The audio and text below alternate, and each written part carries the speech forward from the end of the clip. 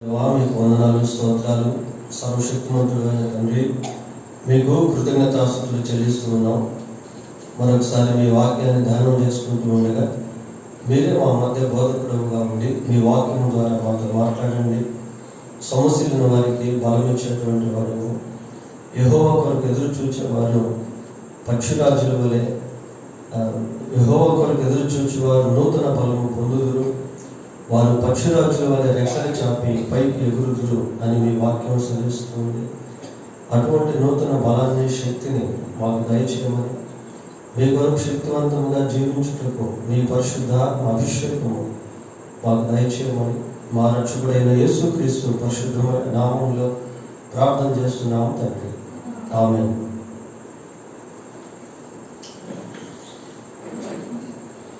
Bible గ్రంథంలో నుండి సామెతల గ్రంథం 30వ అధ్యాయం 12వ వచనాన్ని చదువుతున్నాం. తమ దృష్టికి తాము శుద్ధులై తమ మాలిన్యము నుండి కడగబడని వారి తరము కలదు. ఉదయకాలమున ఈ వచనంలో నుండి ఒక భాగాన్ని మనం ధ్యానం చేస్తాం. తమ దృష్టికి తాము శుద్ధులై తమ మాలిన్యము నుండి కడగబడని తరము వారు కలదు. కడగబడని తరము కలదు.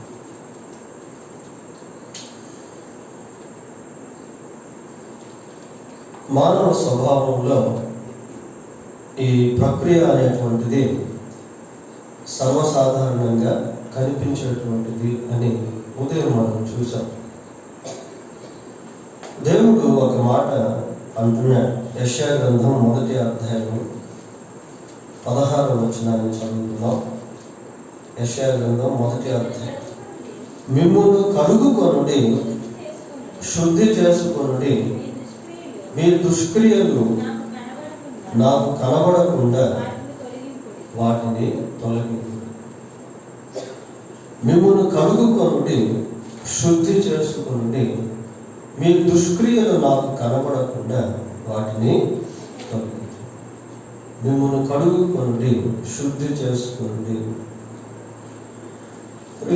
ఈ కడగబడిన ప్రక్రియ అనేటువంటిది లేకపోతే మనిషి మాలిన్యంలోనే ఉండి చనిపోతాడు.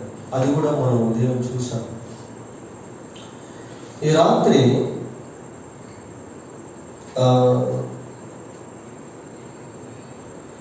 వాక్యం ఉందాం. తమ దృష్టికి తాము శుద్ధులై తమ మాలిన్యము నుండి కడగబడని తరము కలదు. శుద్ధులు అనుకొనక కడగబడినటువంటి వారు అనే విషయాన్ని మనం చూస్తాం. వారి దృష్టికి వారు శుద్ధులు అనుకోకుండా ఉండినటువంటి వారు శుద్ధులయ్యారు. ప్రియులారా, అది ఎలా సాధ్యము అనేటువంటిది మనము కొన్ని విషయాలు చూద్దాం. దేవుని దృష్టిలో కూడా మనం శుద్ధులుగా ఉండాలి, కడగబడాలి అనేది ఆయన ఉద్దేశం. సరే, సమూయేలు రెండవ గ్రంథము 12వ అధ్యాయము. సమూయేలు 2వ గ్రంథం 12వ అధ్యాయం. ఈ 12వ అధ్యాయంలో దావీదును గురించి మనం చదువుకుంటాం. దావీదు మరి బత్షెబా విషయంలో దేవునికి విరోధంగా జీవించి ఆమె భర్త అయినటువంటి ఊరియాను చంపివేసిన తర్వాత దేవుడు నాతాను ప్రవక్తను దావీదు యొద్దకు పంపించి దావీదు యొక్క దుష్కార్యముల గురించి తెలియపరిచినప్పుడు దావీదు ఏ విధంగా దానికి స్పందించాడు అన్న విషయాలు ఈ 12వ అధ్యాయంలో మనం చూస్తాం. ప్రియులారా, 12వ అధ్యాయము 23వ వచనాన్ని చదవండి. అమ్మా 12:23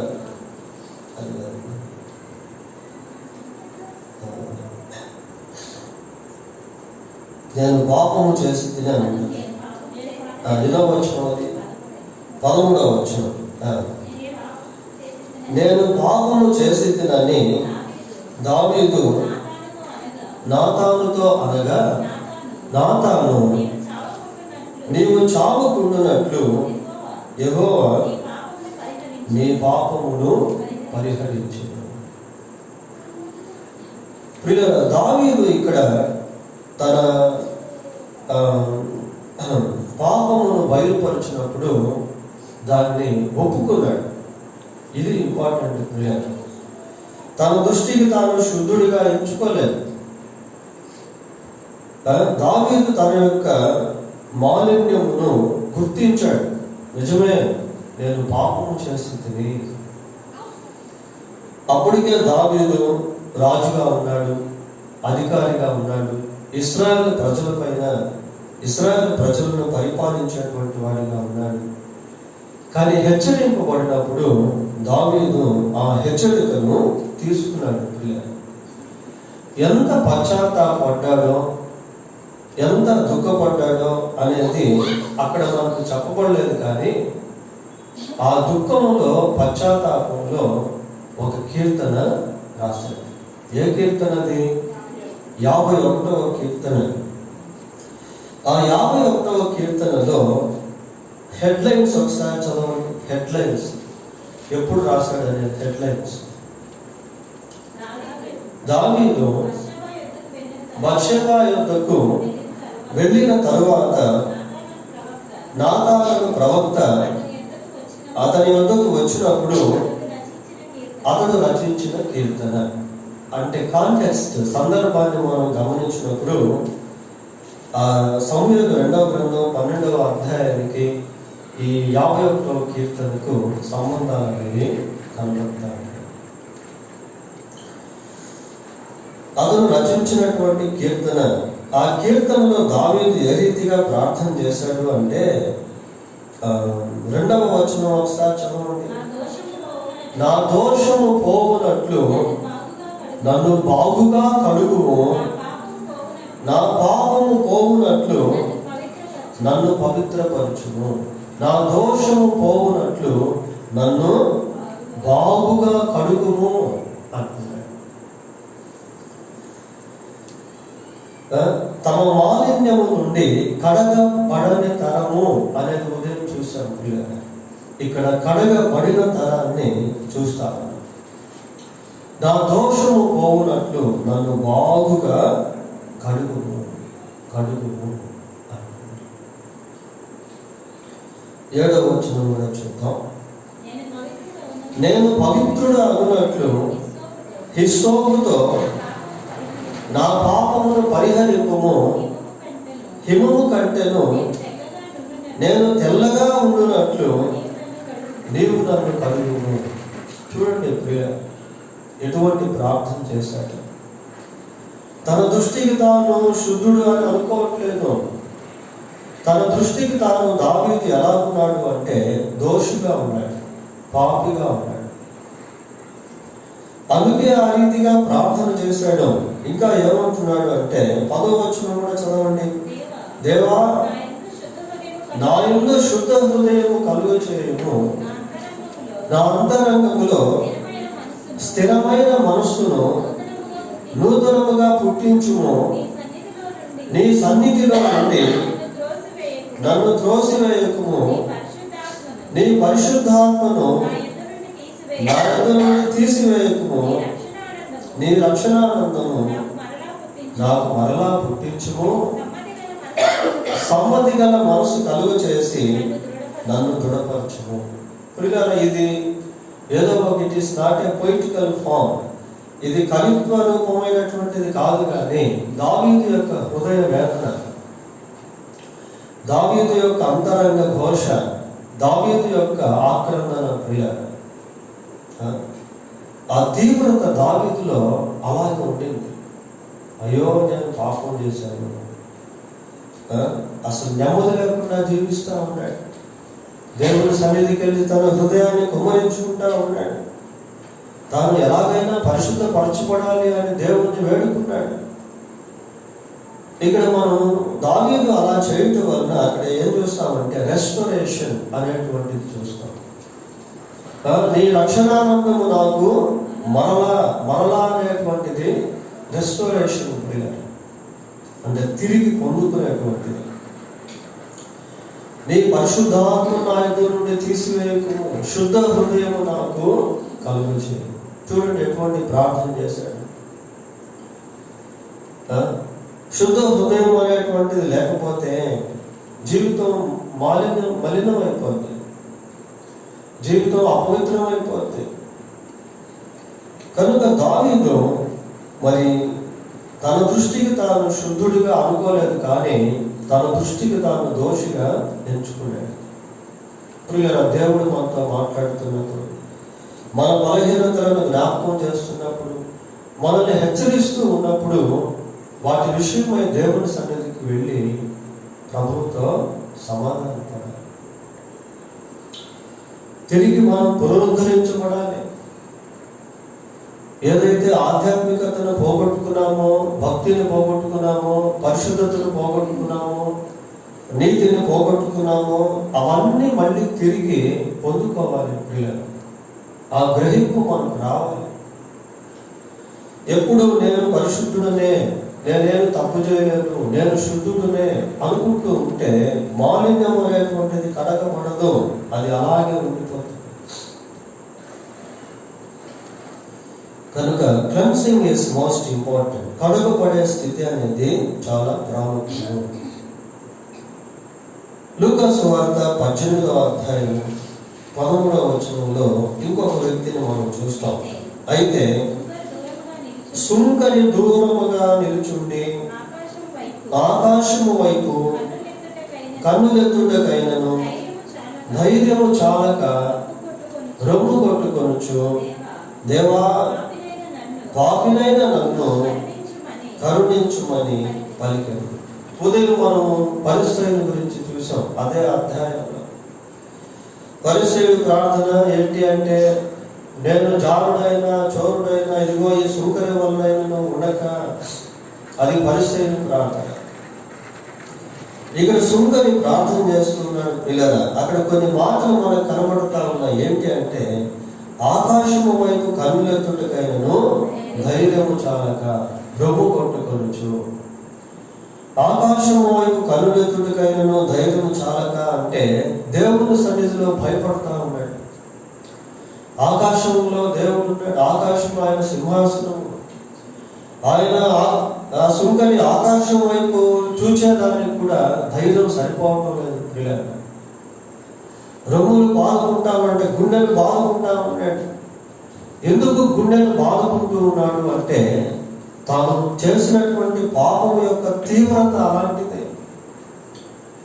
మరి ఏ పాపం చేశాడో అక్కడ మనకు చెప్పబడలేదు పిల్లల, కానీ అతని యొక్క ప్రొఫెషన్ మనం చూస్తా ఉన్నాం. అతని యొక్క వృత్తి ఏంటి? సుంకరి అంటే ఏంటి? ట్యాక్స్ కలెక్టర్, సుంకము వసూలు చేసేటువంటి వాడు. సహజంగా సుంకము వసూలు చేసేటువంటి వాళ్ళు లేక ధనాన్ని వసూలు చేసేటువంటి వాళ్ళల్లో ఎంతో మందిలో ధనాపేక్ష అనేటువంటిది చోటు చేసుకుంటుంది పిల్లలు.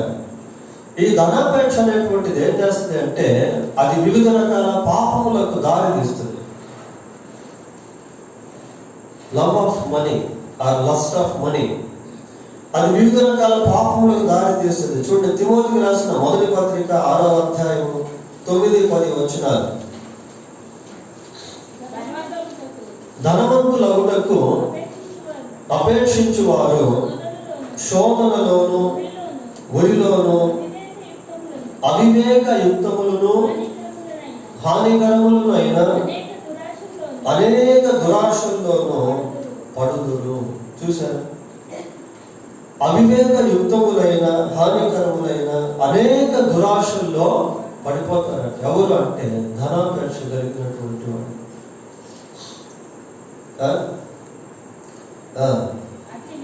అట్టివి మనుషులను నాశనములోనికి నష్టములోనికి ముంచివేయును.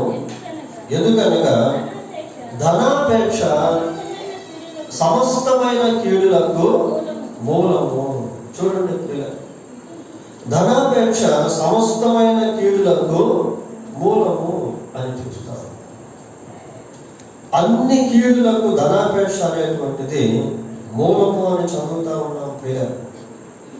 కనుక ఈ ధనాపేక్ష వలన మరి ఎన్నో నష్టాలు, ఎన్నో శ్రమలు, ఎన్నో రకాల పాపములు, ధనం బాగా ఎక్కువైపోయింది అనుకోండి, ఏం చేయాలో అర్థం కాదు. కొంతమంది ధనాపేక్ష కలిగి ధనం సంపాదించేదాని కొరకు ఎన్నో వాటిని కోల్పోతూ ఉంటారు పిల్లలు.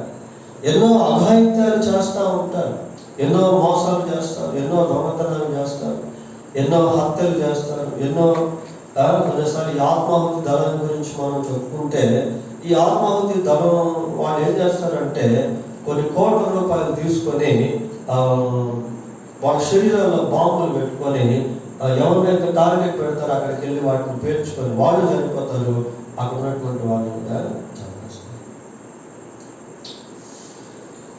ధనాపేక్ష ప్రియులారా, ధనాపేక్ష సమస్తమైన కీడులకు మూలము. కొందరు దానిని ఆశించి విశ్వాసముల నుండి తొలగిపోయారంట. అయితే సుంకర్ ఇక్కడ ఏం చేస్తున్నాడు అంటే, దేవా పాపినైన నన్ను కరుణించు అని ప్రార్థన చేస్తున్నాడు. ఇంకొక వ్యక్తి మనం బైబిల్లో ఎప్పుడు చూస్తూ ఉంటాం, సుంకం వసూలు చేసే వ్యక్తి ఎవరైనా జక్కయ్య.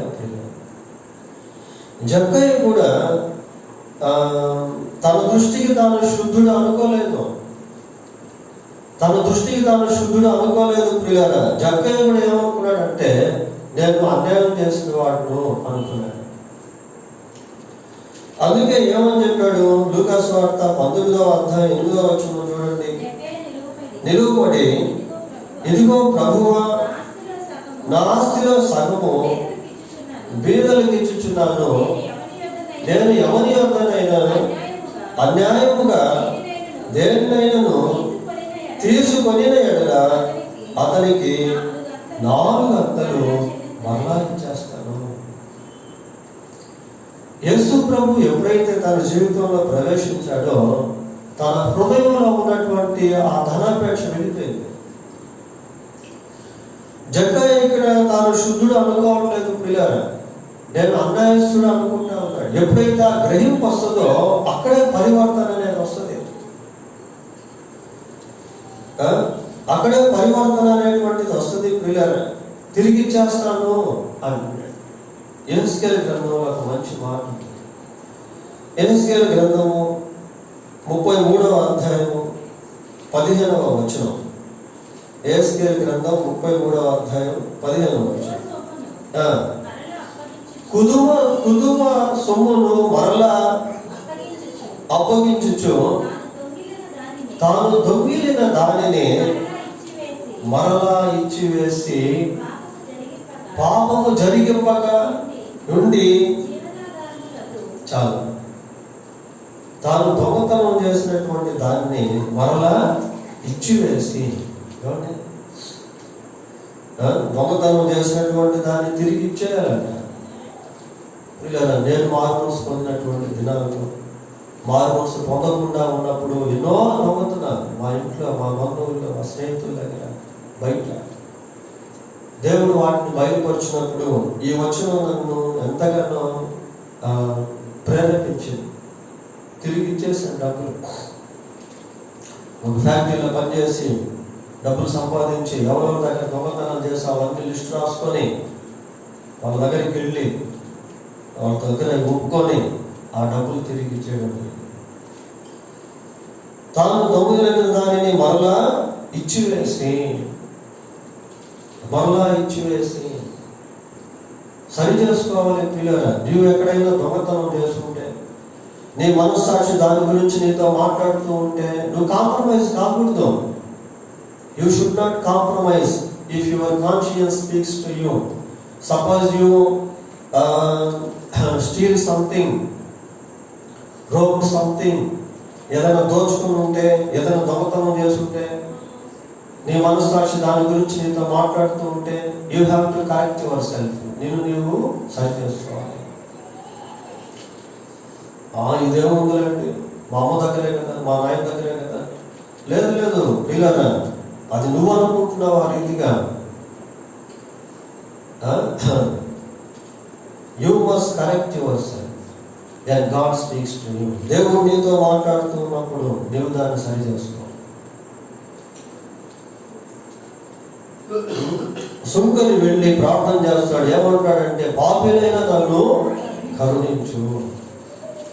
అలా ఎప్పుడైతే తను తాను సమర్థించుకోకుండా ప్రార్థన చేస్తాడో ఏమైంది? అక్కడ రిజల్ట్ ఏంటి?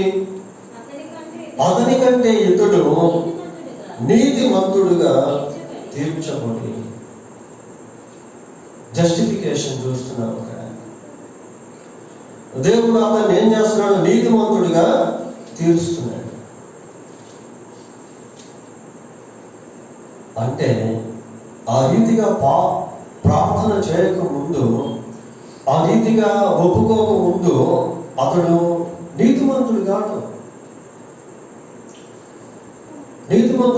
ప్రియులారా, ఎప్పుడైతే ఆ రీతిగా ప్రార్థన చేశాడో God justified him as righteous man. అతను నీతిమంతుడు అని దేవుడు తీరుస్తా ఉన్నాడు. తమ దృష్టికి తాము శుద్ధులై తమ మాలిన్యము నుండి కడగబడని తరము కలదు.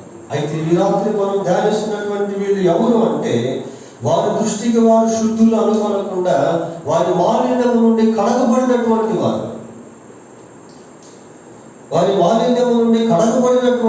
ప్రియులారా, కొరింథీయులకు రాసిన మొదటి పత్రిక 6వ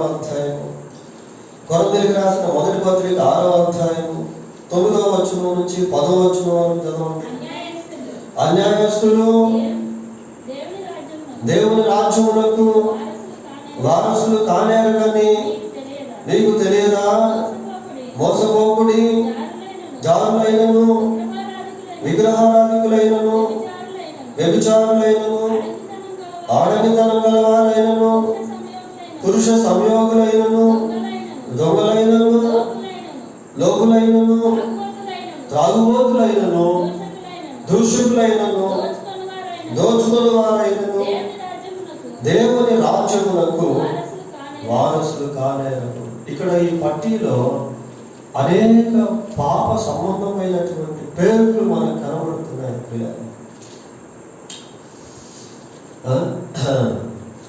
కొన్ని రకాల పేర్లను మనం చూస్తా ఉన్నాం. ఉదయం కూడా కొన్ని పేర్లు మనం చూసాం. అయితే ఇక్కడ ఈ పేర్లన్నీ చెప్పుకుంటూ వచ్చి 11వ వచనంలో ఏమంటున్నాడో ఒకసారి చూడండి. మీలో కొందరు అట్టి వారై ఉంటుంది. అంటే కొరింథీ పట్టణంలో ఉన్న సంఘంతో దేవుడు మాట్లాడుతా ఉన్నాడు పౌలుతో. మీలో కొద్దిమంది అలాంటి వారై ఉంటుంది, కానీ ప్రభు అయిన యేసుక్రీస్తు నామమున మన దేవుని ఆత్మ యందును మీరు కడగబడి పరిశుద్ధపరచబడిన వారై నీతిమంతులుగా తీర్చబడితిరి. చూడండి అసలు ఎంత బాగుందా 11వ వచనం. మీలో కొద్దిమంది అలా ఉండేవారు. ఎలాగా? పై పట్టికలో మనం చదువుకున్న రీతిగా మీలో కొద్దిమంది అలా ఉండేవారు, కానీ ఇప్పుడు ఏమని చెప్తున్నాడు? ప్రభు అయిన యేసుక్రీస్తు నామమున మన దేవుని ఆత్మయందు మీరు కడగబడి, పరిశుద్ధాత్మ చేత కడగబడిన అనుభవం. ఒకప్పుడు అలాంటి స్థితిలో ఉన్నవారే, కానీ ఇప్పుడు అలాంటి స్థితిలో ఉన్నవారు కాదు. ఇప్పుడు కడగబడ్డారు. పిల్లరా, ఒకప్పుడు కడగబడని వారుగా ఉన్నారు, మాలిన్యముతో నింపబడినటువంటి వారు, కానీ ఇప్పుడు దేవుని ఆత్మ చేత కడగబడ్డారు. పరిశుద్ధాత్మ ఏం చేస్తాడు అంటే మనల్ని పరిశుద్ధపరుస్తాడు. పరిశుద్ధాత్మ దేవుడు మనల్ని పరిశుద్ధపరుస్తాడు. ప్రియులారా, పరిశుద్ధాత్మ దేవుడు మన నేత్రాలను తెరిపిస్తాడు. ఒకవేళ దేవుని ఆత్మ మన నేత్రాలను తెరిపించకపోతే మన దృష్టిలో మనం శుద్ధులమే అనుకుంటాం. యోహాను సువార్త 16వ అధ్యాయము 8వ వచనం చదవండి. ఆయన వచ్చి, ఆయన అంటే పరిశుద్ధాత్మ దేవుడు, పాపమును గూర్చియు నీతిని గూర్చియు తీర్పును గూర్చియు లోకమును ఒప్పింప చేయి, ఒప్పుకొన చేయి. పాపమును గురించి ఆయన ఒప్పింప చేస్తాడు. పరిశుద్ధాత్మ దేవుడు ఏం చేస్తాడు అంటే, మనం దేవునికి ఎక్కడెక్కడైతే విరోధంగా జీవించామో ఆ పాపమును మనకు బయలుపరిచి దేవుని సన్నిధిలో ఒప్పుకునేటట్టు చేస్తాడు. ఇంకా దేవుని ఆత్మ మనల్ని కడిగి పరిశుద్ధపరుస్తాడు, నీతిమంతులుగా చేస్తాడు. But we have to give the room to the Holy Spirit. అయితే మనం పరిశుద్ధాత్మకు అవకాశం అనేటువంటిది ఇవ్వాలి.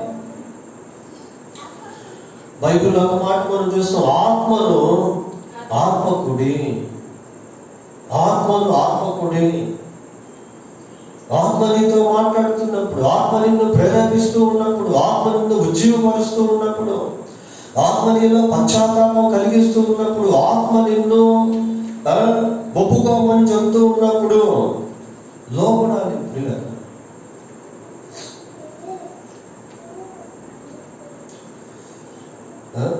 ఈ కొరంథీలో ఉన్నటువంటి సంఘస్థులు ఒకప్పుడు ఆ రీతిగా ఉండి తరువాత దేవుని ఆత్మ చేత కడగబడ్డారు, యేసుక్రీస్తునందు విశ్వాసం ఉంచారు, నీతిమంతులుగా తీర్చబడ్డారు.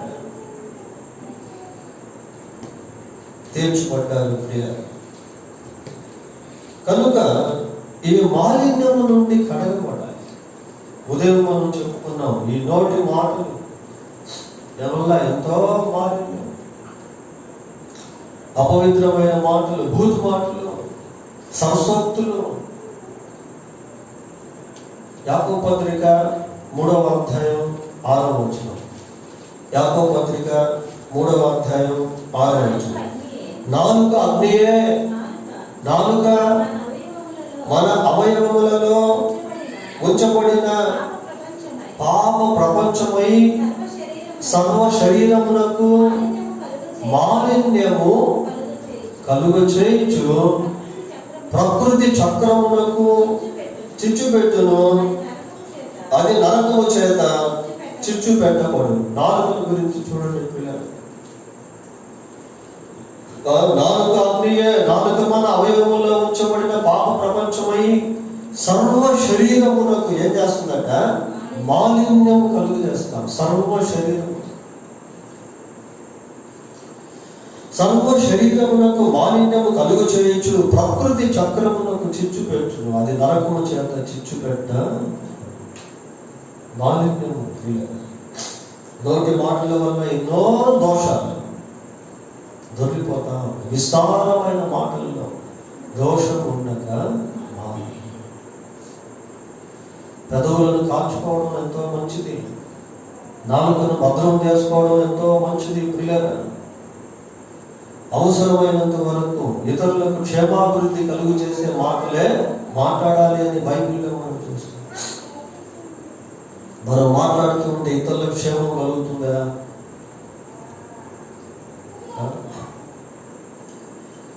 ఈ కొరంథీ పట్టణంలో ఉన్న సంఘస్థులు కొద్దిమంది ఆ రీతిగా ఉండి వాళ్ళు మారారు. దేవుని ఆత్మ చేత వారు కడగబడ్డారు. పిల్లలు, the purpose of God towards his people, తన ప్రజల పట్ల దేవుని యొక్క ఉద్దేశం ఏంటి అంటే వారు కడగబడాలి, వారు శుద్ధులు అవ్వాలి. అదే కదా యెషయా గ్రంథం 1వ అధ్యాయం 16వ వచనంలో ఏం చూసాం మనం ఇందాక? 1వ అధ్యాయం 16వ వచనంలో ఏమని చదివాం? మిమ్మును కడుగుకొనుడి, శుద్ధి చేసుకోండి. మిమ్మును కడుక్కోండి, శుద్ధి చేసుకోండి అంటున్నాడు దేవుడు. తన ప్రజలతో ప్రభువు మాట్లాడుతున్నాడు. ప్రియులారా, లేవియాకాండం 20వ అధ్యాయము, లేవియాకాండం 20వ అధ్యాయము 7-8 వచనాలు. కావున మిమ్మును మీరు పరిశుద్ధపరచుకొని పరిశుద్ధులై ఉండండి. మిమ్మల్ని మీరు పరిశుద్ధపరచుకోండి. మిమ్మల్ని మీరు పరిశుద్ధపరచుకొని పరిశుద్ధులై ఉండండి.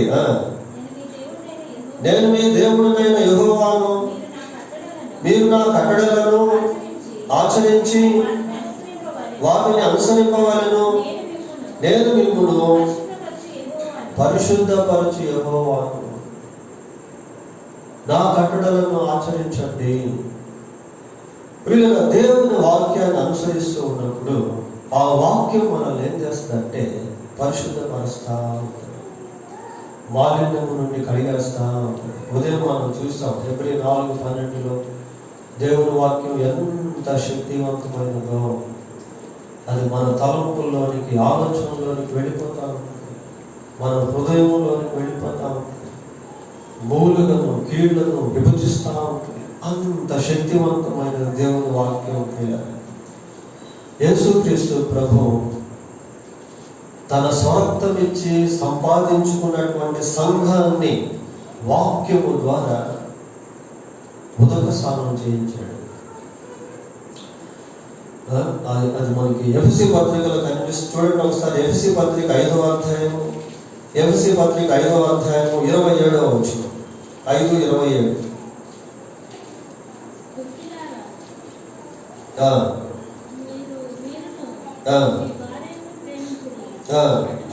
అటువలే క్రీస్తు కూడా సంఘమును ప్రేమించి అది కలంకమైనను ముడుదైనను అతిది మరి ఏదైనను లేక పరిశుద్ధమైనదిగాను నిర్దోషమైనదిగాను మహిమగల సంఘముగాను ఆయన తన ఎదుట దానిని నిలువబెట్టుకొనవలనని వాక్యముతో ఉదక స్నానము చేత దానిని పవిత్రపరచి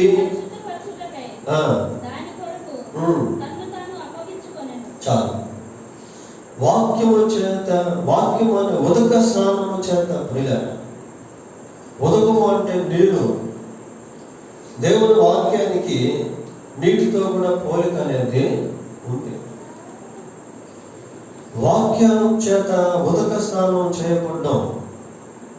ఇంకా కోణంలో చెప్పాలంటే, మనం ఎప్పుడైతే వాక్యాన్ని గైకుంటూ ఉంటామో ఆ వాక్యం మనల్ని ఏం చేస్తుంది అంటే మాలిన్యమును కడిగి వేస్తా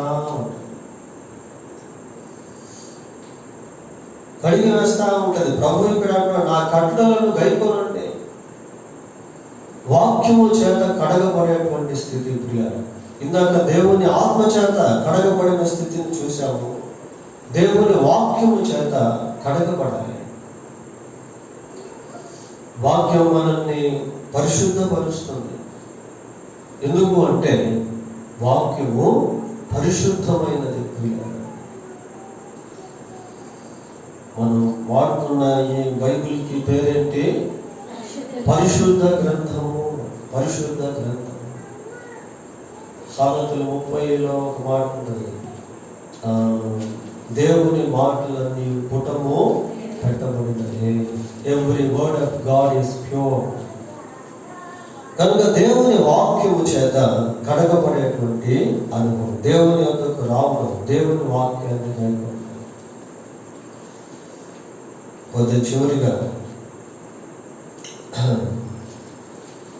తమ దృష్టికి తాము శుద్ధులై తమ మాలిన్యము నుండి కడగబడని తరము అని చూసాం. ప్రియ, అయితే రాత్రి సందేశంలో కడగబడిన తరాన్ని చూస్తాము.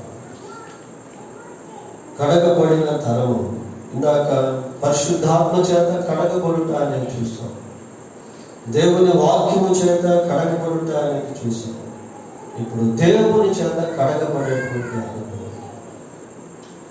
యేసు ప్రభు యొక్క రక్తములో కడగబడినటువంటి అనుభవం, ఇది చాలా ప్రాముఖ్యమైనటువంటి క్రియ.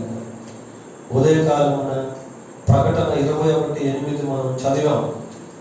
ఆ ప్రకటన 21:8లో ఒక లిస్టు మనకు కనబడింది. పిరికివారు, అవిశ్వాసులు, అసహ్యులు అని. వాళ్ళకి వేరే పేర్లు ఉన్నాయి. అయితే చనిపోయేటప్పుడు వాళ్ళు ఆ స్థితిలో ఉండి చనిపోయారు కాబట్టి ఆ స్థితిలోనే వాడు పిలువబడుతూ వచ్చాడు. అపవిత్రుడు ఇంకను అపవిత్రుడుగానే ఉండును, అనీతిమంతుడు ఇంకను అనీతిమంతుడుగానే ఉండును. అలా ఉండి చనిపోయారు. ప్రభు యొక్క రక్తంలో కడగబడి ఉంటే వాళ్ళకి ఆ పేర్లు ఉండేవి కావు. ప్రభు యొక్క రక్తంలో కడగబడినటువంటి వారికి ఉన్న పేర్లు వేరు. వారికి ఉన్నటువంటి పేర్లు ఏంటి అంటే, వారు పరిశుద్ధులు, దేవుని సొత్తైన ప్రజలు, రాజులైన యాజక సమూహము, క్రీస్తు శరీరము, సంఘానికి పేర్లు ప్రియ. పెళ్లి కుమార్తె. ఈ పేర్లు ఎవరికంటే యేసు రక్తంలో కడగబడినటువంటి వారికి. ప్రకటన గ్రంథం 1వ అధ్యాయం 6వ వచనం ఒకసారి చూడండి. 1వ అధ్యాయం 6వ వచనం. మనలను ప్రేమించుచు తన రక్తము వలన మన పాపముల నుండి మనలను విడిపించిన వానికి. ఆ విడిపించిన వానికి అన్న దగ్గర ఒక అంకె వేసి ఫుట్ నోట్స్ ఏమని రాస్తారు చదవండి. కడిగిన వానికి. ఆయన మనల్ని ప్రేమించి తన రక్తము వలన మన పాపముల నుండి మనల్ని ఏం చేశాడు? కడిగేశాడు.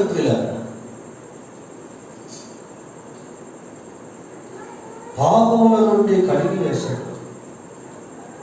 యేసు ప్రభు యొక్క రక్తము ప్రతి పాపము నుండి మనలను పవిత్రులుగా. రక్తం పరిశుద్ధపరిస్తే మనం ఎన్నటన్నిటికీ పరిశుద్ధులమే. ఇక దోషము, మచ్చలు, దాగులు అనేటువంటివి ఉండవు ప్రియులారా. యేసు ప్రభు యొక్క రక్తం అలాంటిదే. The influence of Jesus' blood works even in the time of tribulation. యేసు ప్రభు యొక్క రక్త ప్రభావము 7 సంవత్సరాల శ్రమణ కాలంలో కూడా పనిచేస్తూనే ఉంటుంది. సార్వత్రిక సంఘం ఎత్తబడినప్పటికీ భూమి మీద ఆ టైంలో కూడా దేవుని యొక్క రక్త ప్రభావం అనేటువంటిది ఉంటుంది ప్రియ. చూడండి, ప్రకటన గ్రంథము 7వ అధ్యాయము 14-15 వచనాలు. ప్రకటన గ్రంథం. అయ్యా నీకే తెలియననగా అతడు ఇలాగ నాతో చెప్పాను, వీరు మహాశ్రమల నుండి వచ్చిన. మహాశ్రమల నుండి అంటే అప్పటికి సంఘం ఎంత పడింది ప్రియులారా? విడువబడినటువంటి వారు ఆ మహాశ్రమల కాలంలో యేసు ప్రభువును అంగీకరించారు. గొర్రెపిల్ల రక్తములో తమ వస్త్రములను ఉతుకుకొని వాటిని తెలుపు చేసుకునే. మహాశ్రమల కాలంలో దేవుడు నమ్ముకున్నారంటే అర్థం ఏంటి అంటే, వాళ్ళు ర్యాప్చర్లో లేరు అంటే అప్పుడు నార్మల్స్ పొందలే. యేసు ప్రభు ఆదర్శ మండలానికి వచ్చినప్పుడు సంఘం ఎత్తబడింది. ఆ ఎత్తబడేటువంటి గుంపులో వీళ్ళు లేరు, వీళ్ళు విడవబడ్డారు. విడవబడిన తర్వాత మహాశ్రమల కాలంలో యేసు ప్రభు నమ్ముకున్నారు. గొర్రెపిల్ల రక్తంలో తమ వస్త్రములను ఉతుకుకొని వాటిని తెలుపు చేసుకున్నారు. యేసు ప్రభు రక్తంలో కడగబడితే తప్ప ఈ మాలిన్యం అనేటువంటిది పోదు, ఈ దాగులు అనేటువంటివి పోవు, ఈ మార్కలు అనేటువంటివి పోవు. కనుక మరణించక ముందు యేసు ప్రభు యొక్క రక్తములో కడగబడినటువంటి అనుభవంలోకి రావాలి. పరిసయ్యులు, శాస్త్రులు వాడు ఏమనుకున్నారు అంటే, మేము పరిశుద్ధులము, మేము పవిత్రులము అనుకున్నారు. ఉదయం యెషయా గ్రంథంలో చూసాం కదా, మా దాపునకు రావద్దు, మేము నీకంటే పరిశుద్ధులము. అట్లా అనుకుని ఎంతో మంది మోసపోతారు ప్రియులారా. అలా అనుకుని ఎంతో మంది నరకాగ్నికి లోనైపోతారు. ఒకరు ఎదుట సరైన మార్గము కలదు, తొలుకు అది మరణమునకు దారి. డెసెప్షన్, మోసం. అయితే దేవుని మహాకృప చేత మనం దేవుని వాక్యంలో నుండి అమూల్యమైనటువంటి సత్యాలను దేవుడు మనకు నేర్పిస్తాడు. మనల్ని మనం శుద్ధి చేసుకునేటువంటి ప్రక్రియ ఎలాంటిదో, ఆత్మ చేత కడగబడేటువంటి స్థితి, వాక్యము చేత కడగబడేటువంటి స్థితి, యేసు ప్రభు యొక్క రక్తంలో కడగబడేటువంటి స్థితి చాలా గొప్పవి ప్రియులారా. అది ప్రభు ఆయన బిడ్డలకు అనుగ్రహించాడు. కనుక ఒకవేళ దేవుడు నీతో ఇంకా ఎక్కడైనా మాట్లాడుతూ ఉంటే, ఏదైనా సరి చేసుకోవాల్సిందాన్ని జ్ఞాపకం చేస్తూ ఉంటే, నేను కరెక్ట్గా ఉన్నాను అనుకోకుండా దాన్ని సరి చేసుకోవడం చాలా మంచిది.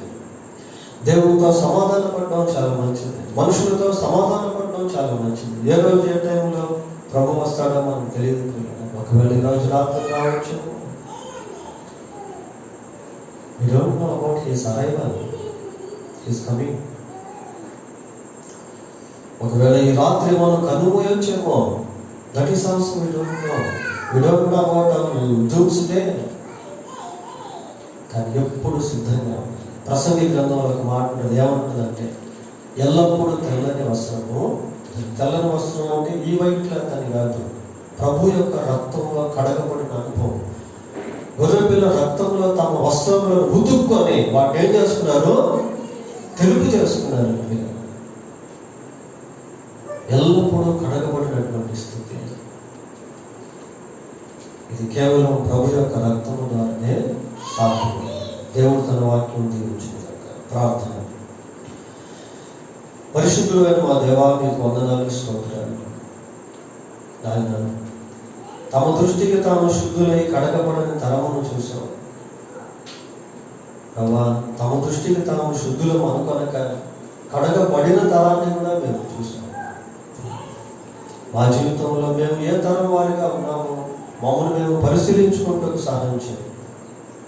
మమ్మల్ని పరిశుద్ధపరచుటకు అందుబాటులో ఉన్నటువంటి పరిశుద్ధాత్మ, మీ అమూల్యమైన రక్తము, జీవవాక్యము మేము అన్వయించుకున్నట్టు కృపదయ చేయండి ప్రభు. మమ్మల్ని మీరు ఎంతగానో ప్రేమించారు. మమ్మల్ని పాపులుగా చూడక పరిశుద్ధులుగా చూడాలని కోరుకుంటున్నారు ప్రభా. అందుని బట్టి మీకు స్తోత్రాలు చెల్లిస్తున్నాం. మాకు ఇవ్వబడిన ఈ మంచి అవకాశాలు మేము చక్కగా సద్వినియోగం చేసుకుంటూ కృపదయ చేయండి. ఇంత వాక్యం వింటూ ఉన్నప్పటికీ మార్పు లేని వారముగా అయితే ఉండక మారిన వారముగా ఉండటకు సహాయం చేయండి. మా రక్షకుడైన యేసుక్రీస్తు దివ్యమైన నామములో ప్రార్థన చేస్తున్నాము తండ్రి. ఆమేన్.